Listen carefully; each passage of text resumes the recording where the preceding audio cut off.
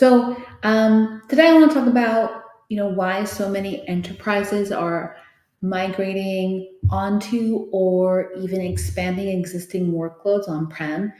I'm going to explore how MinIO or, very high performant object storage in general, plus Apache Iceberg and StarRocks work together to create a really compelling alternative to the public clouds, Lakehouses, that delivers superior performance, cost savings, and security control.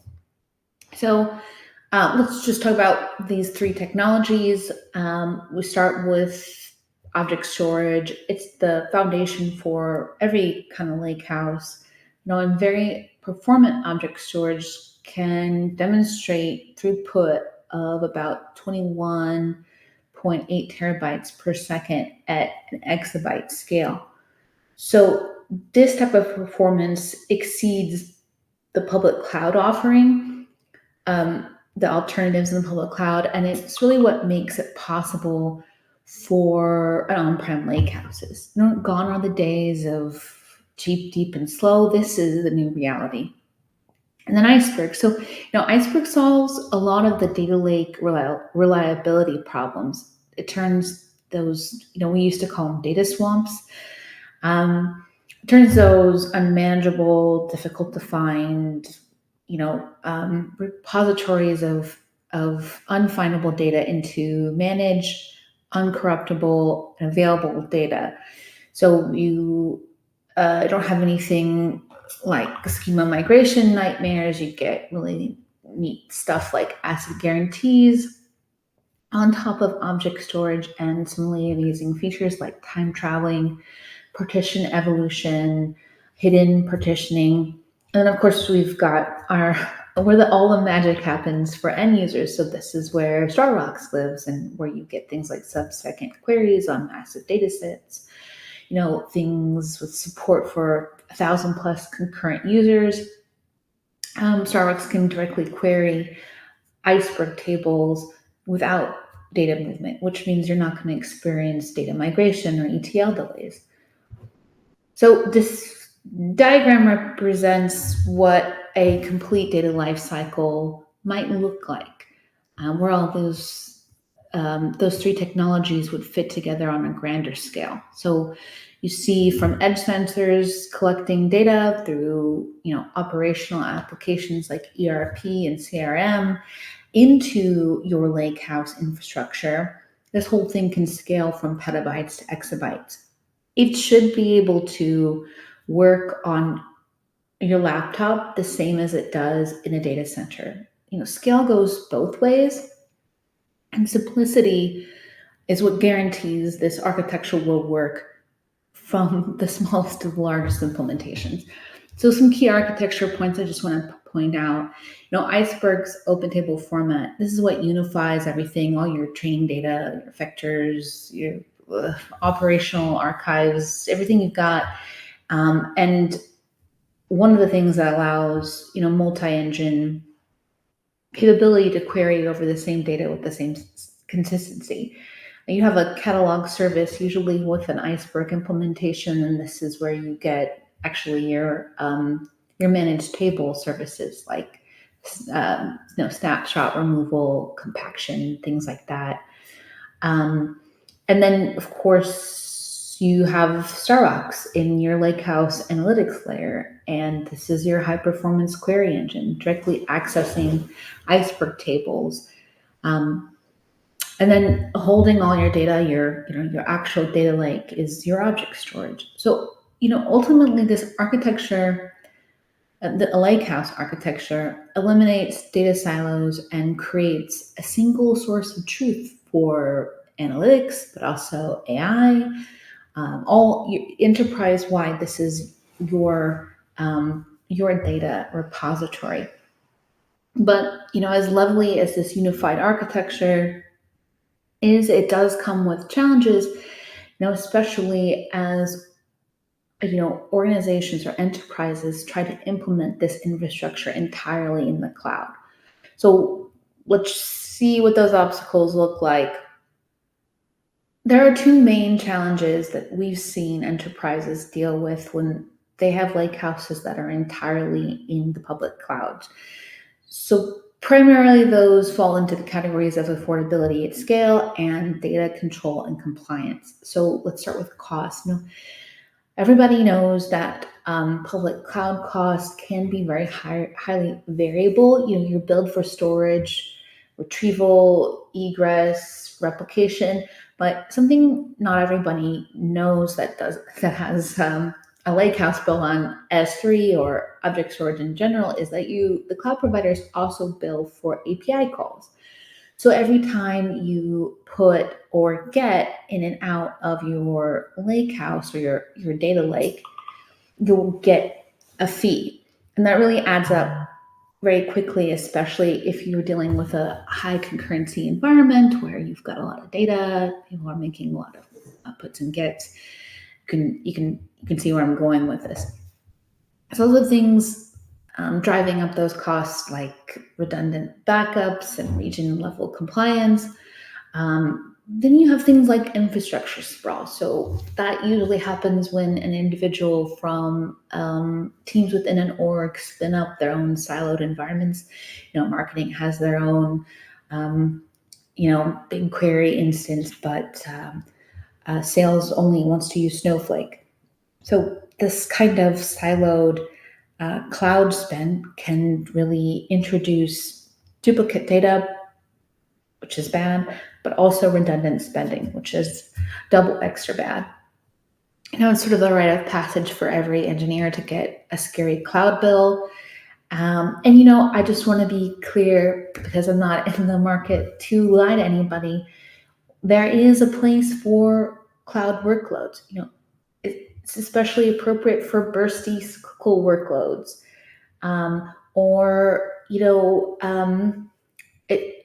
it's always going to be cheaper to have the data in the cloud for Glacier use cases, things that you put in and forget about. The cloud is always going to be a cheaper option, but for really hot data at a scale, that these costs that the public clouds apply become unsustainable. So let's talk about the second thing, which is data control compliance. So this is security, and for many organizations, this is the primary reason they hesitate to move sensitive data into the cloud in the first place. And so some of the most valuable insights for an organization can come from your most sensitive data, things like patient records, financial transactions, proprietary IP. This data is the kind of data that often needs to stay on-prem to meet regulatory or internal compliance requirements. And protecting that data isn't just about encryption, which is important, but it's about being able to enforce governance on your own environment completely. And you can't solve, really complex compliance and security issues with shared responsibility models completely. So where do you go from there? So let's talk about scale. The largest cloud. So if you have problems with the public clouds, you might go on-prem, and this is why this might make sense, right? So let's start with scale. So the largest private cloud data lakehouses in North America are all built on on-prem object storage, because scalability isn't a feature that belongs exclusively to the cloud. It's more of a design principle.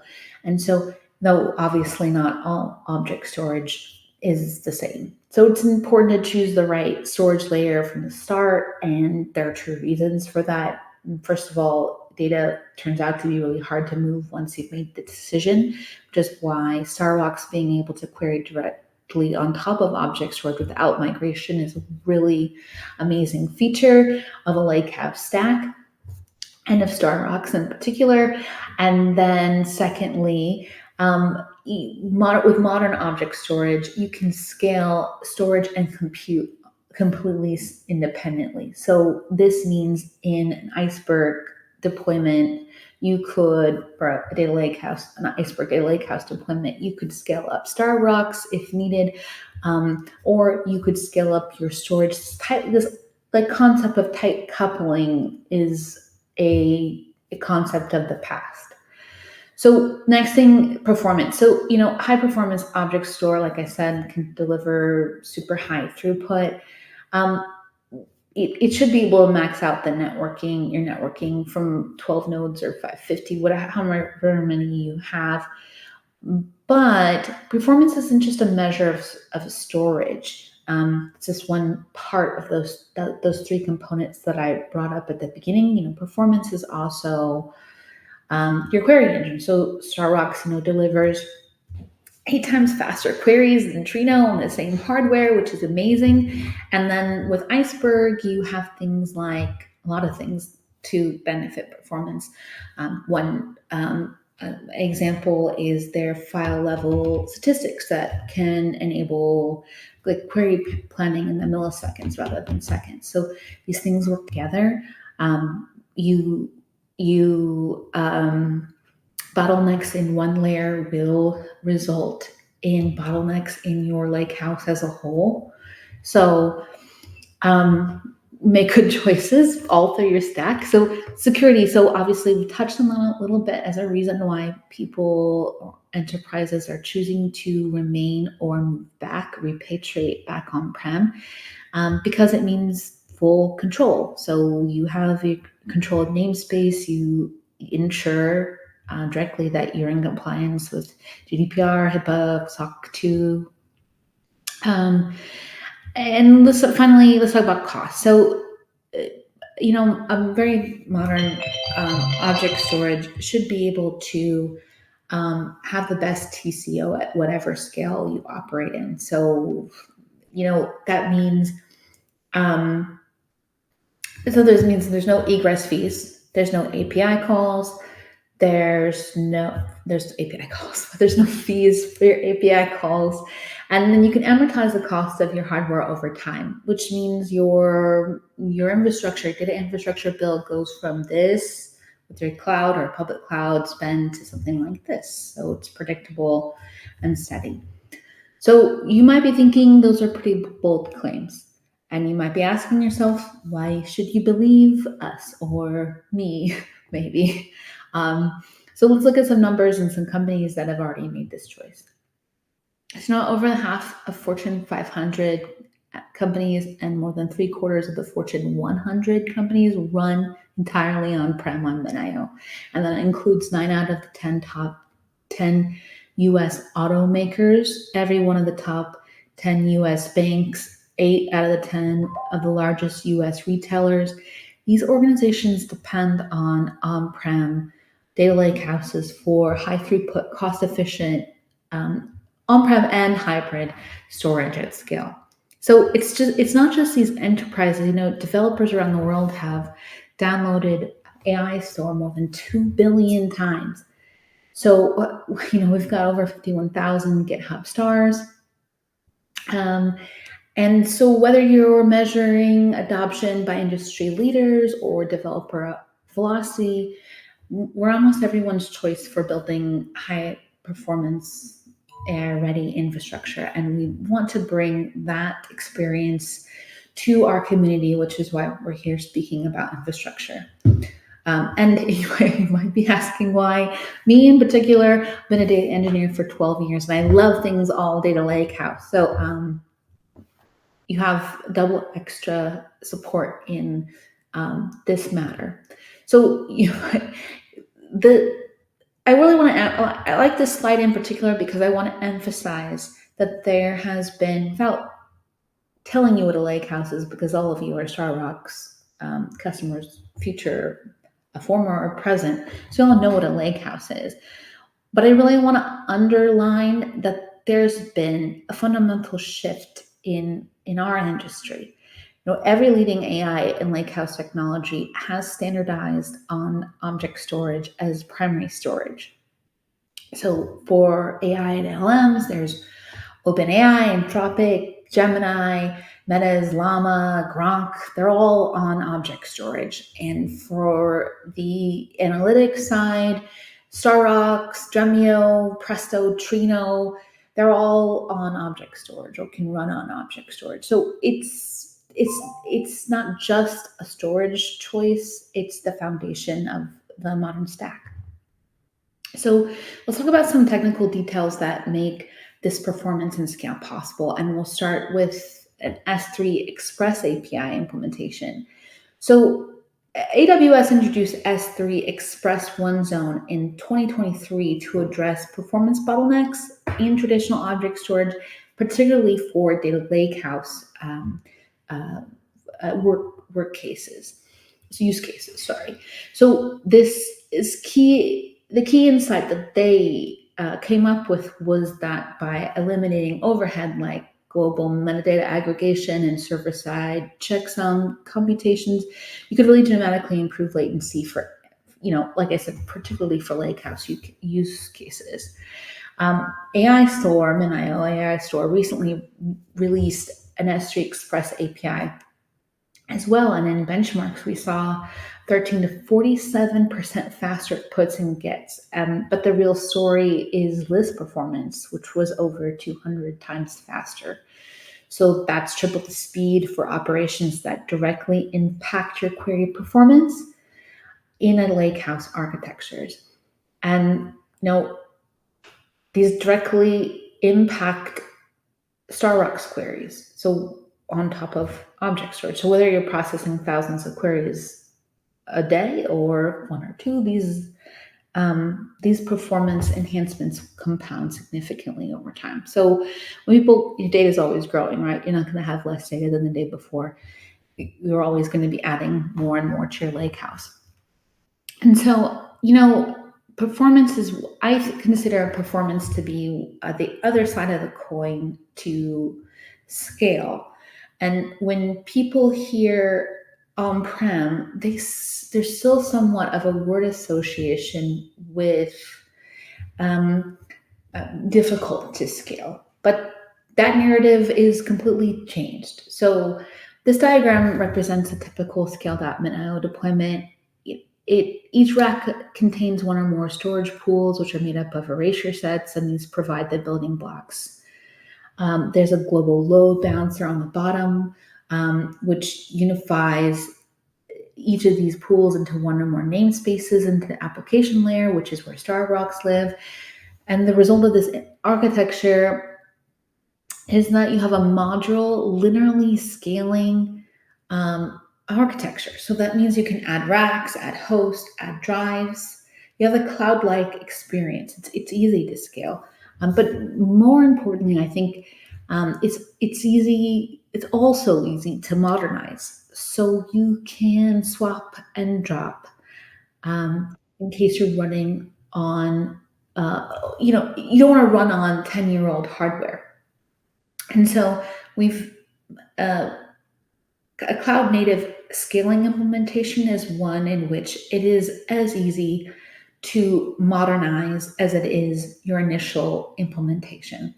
And the beauty of this is that both StarRocks and MinIO can scale independently. So you can add more compute nodes to StarRocks or more server pools to MinIO, and you can get the coverage that you need for your Lakehouse workloads. So this design isn't theory. We've proven this architecture at really extraordinary scale in production. The largest lakehouse that we've ever seen is a 520 node cluster, delivers something like 3.086 terabytes per second get throughput and 3.138 terabytes put throughput, which is faster than most networks can handle. And in fact, MinIO often maxes out the 400 gigabytes networking infrastructure that it runs on, at least this production layer. So, we've deployed clusters with over 1.2 exabytes of usable capacity, all within a single namespace. And that's scale at a grand scale. So when you pair this with Iceberg and StarRocks, you have a lakehouse that it mirrors the hyperscalers, but on your own terms. So cost, that's the primary pillar that we talked about. That's everybody knows the pain of in the public clouds. There are some reasons why MinIO, Iceberg, and StarRocks delivers value quickly. So one way is that this all runs on standard hardware. So this is something that you can run on a single rack to hundreds, without changing your deployment model. The stack will run. You can go on to StarRocks site and download the Docker container that has StarRocks and MinIO and run it on a laptop. And that same infrastructure, that data infrastructure, that software will be repeatable at a grand scale. So amazing. Because we run on standard, this whole stack runs on standard storage hardware, the economics of it, it's unbeatable. So NVMe-based object storage comes in at around $1 to $1.50 per terabyte per month. And when your data is on-prem, you just get charged your subscription for data under management, at least with object storage. So you're not seeing those egress fees or those API call fees. And this is how the hyperscalers build. So then this is like my favorite slide. I feel like if I have a conversation about costs, this is primarily the one I want to show. And in fact, if I only had one slide that I was able to show, it would be this one. Because what you're seeing here, and especially I want you to focus on the upper right-hand corner, and you're seeing here annual storage costs on the y-axis and data capacity in terabytes on the x-axis, where the blue area represents object storage in the public clouds and the red area represents object storage on-prem. I'm sure you could think of an alternative object storage in the cloud, and then just put that in your mind for this chart. So you can see that up to a certain scale, the costs are fairly comparable, but at around 5,000 terabytes or 5 petabytes, there's like 3 petabytes on my laptop. So 5 petabytes isn't that much. There's a clear inflection point. Now, I want to clarify, this is for very hot data. So this is data getting a lot of transactions. But there's a clear inflection point at 5 petabytes. At 10 petabytes, the cost savings, it can be millions of dollars annually, and that's just your storage costs. So this is a really powerful slide on cost. So let's talk about security. So really nothing's going to be air-gapped, air-gapped environment for security. And there's something to be said about an entire Lakehouse stack that can be deployed, 200 feet down surrounded by concertina wire, and it works the same way as it did when you installed it for the first time. And that's the stack that we're talking about. But of course, there's layers to security. Not everyone wants or needs an air-gapped environment. So you might start with a physical security. So that's that, hole covered in concertina wire. There's no network pass sensitive data, security through isolation. You have other, network security within that.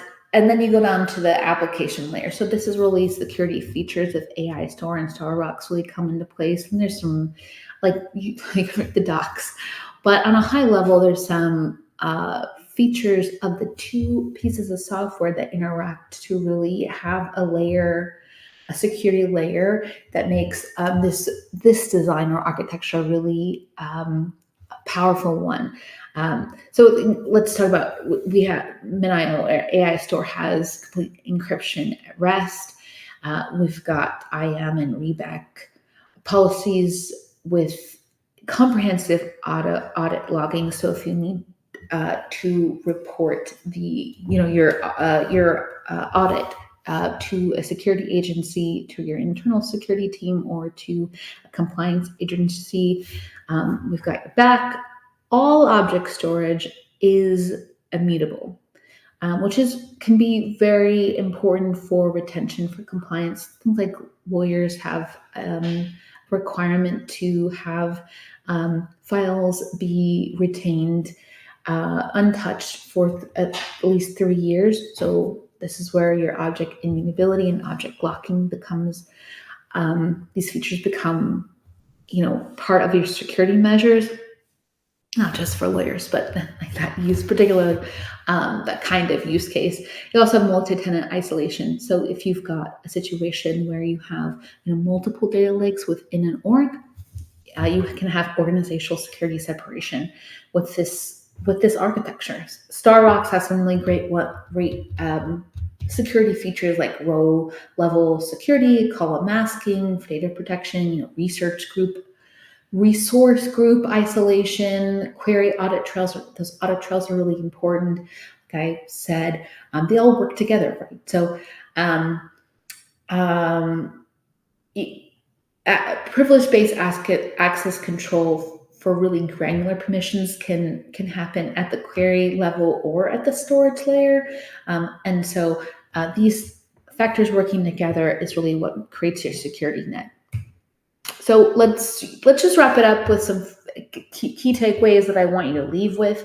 Whether you're building your first Iceberg Lakehouse on StarRocks or you're scaling one to petabytes and exabytes and beyond, the first thing I want you to leave with is that scale is real. So every enterprise is dealing or will be dealing with petabytes in the future. So you want to build for that now. Older systems weren't built for this kind of scale. You need an on-prem infrastructure that can actually manage this data without falling over.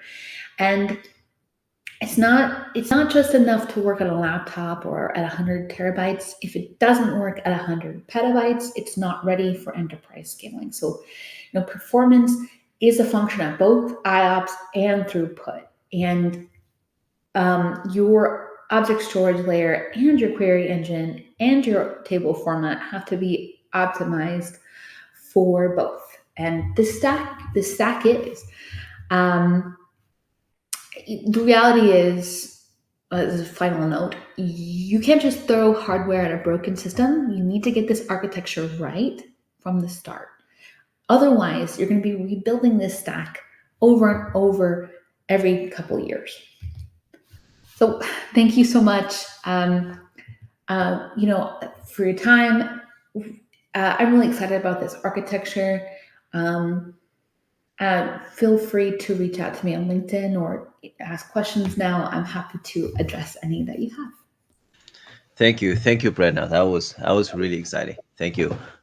We actually have one question. I think we're already past time, but let's take one question. How well does MinIO handle read-only tasks from HDDs? Have there Yeah, been any benchmark or use cases? yeah. We'll read. A performance on reads is faster than writes. So very well. We are very adept at handling both small and large files. I can those benchmarks that I gave for the 21 terabytes was for a get, which is a read. So hopefully that answers your question. Very well, very fast. Yeah, indeed. Appreciate that. Thank you, Brenna, for this amazing presentation.